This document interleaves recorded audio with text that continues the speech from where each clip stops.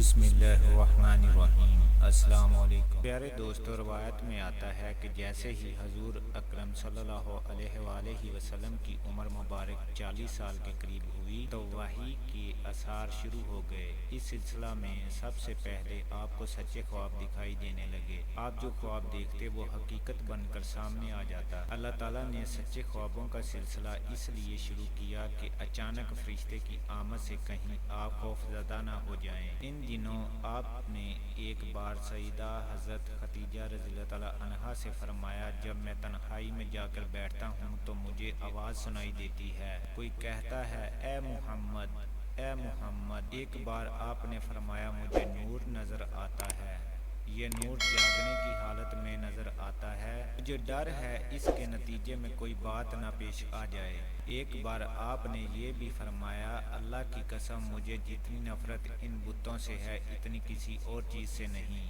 دوستو کہتے ہیں کہ وحی کے لیے ذہنی طور پر آپ کو تیار کرنے کے لیے اللہ تعالیٰ نے فرشتے اسرافیل کو آپ کے ہمدم بنا دیا تھا۔ آپ ان کی موجودگی کو محسوس تو کرتے تھے مگر انہیں دیکھ نہیں سکتے تھے۔ جس طرح آپ کو نبوت کی خوشخبریاں دی جاتی رہیں، آپ کو وحی کے لیے تیار کیا جاتا رہا، اللہ تعالیٰ نے آپ کے دل میں تنہائی کا شوق پیدا فرما دیا تھا، چنانچہ آپ کو تنہائی عزیز ہو گئی۔ آپ غار حرا میں چلے جاتے، وہاں وقت گزارتے۔ اس پہاڑ سے آپ کو ایک آواز بھی سنائی دی تھی، میری طرف تشریف لائیے اللہ کے رسول۔ روایت میں آتا ہے کہ آپ اس غار میں کئی راتیں گزارتے، اللہ کی عبادت کرتے۔ کبھی آپ 3 راتوں تک ٹھہرے رہتے، کبھی 7 راتوں تک، کبھی پورا مہینہ وہاں گزار دیتے۔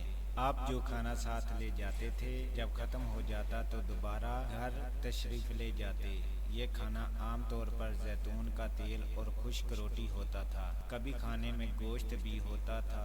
غار حرا میں قیام کے دوران کچھ لوگ وہاں سے گزرتے اور ان میں سے کچھ مسکین لوگ ہوتے تو آپ انہیں کھانا کھلاتے۔